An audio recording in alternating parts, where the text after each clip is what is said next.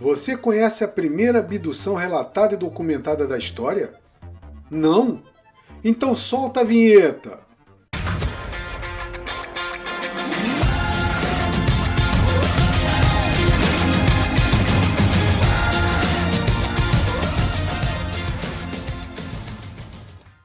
A história começa com um governador da promissora cidade americana que estava nascendo, Massachusetts.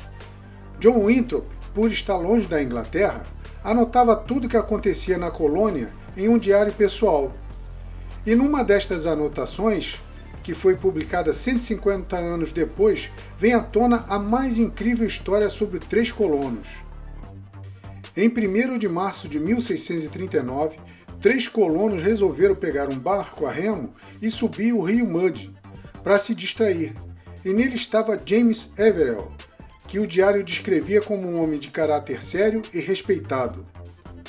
Botaram o barco no rio e já era noite, e começaram a navegar. Em dado momento eles presenciaram a luz muito forte sair de dentro do rio e ficar parada acima deles por alguns minutos. Eles nunca tinham visto algo assim e nem faziam ideia do que era. Mas logo em seguida, esta luz começou a se movimentar em várias direções e em grande velocidade, o que eles descreveram na época como se fosse uma flecha. Eles repararam que o formato da luz era como se fosse um porco, e possuía faixas de luzes para baixo que lembravam as pernas do porco.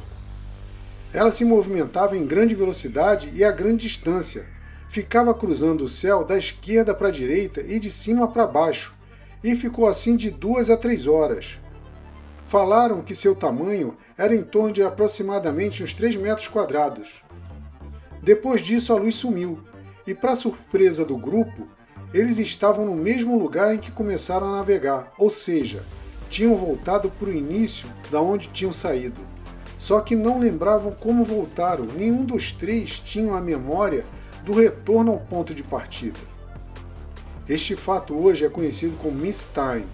Ele ocorre quando a pessoa é abduzida, ou seja, este relato é semelhante aos que ocorrem hoje em dia, em que a pessoa avista uma luz, mas não lembra depois o que aconteceu quando ela vai embora. Com certeza eles foram abduzidos, ainda mais que o diário discrimina James Everell como um homem respeitado e íntegro na comunidade, e os 3 não tinham a lembrança de como voltar ao ponto de partida.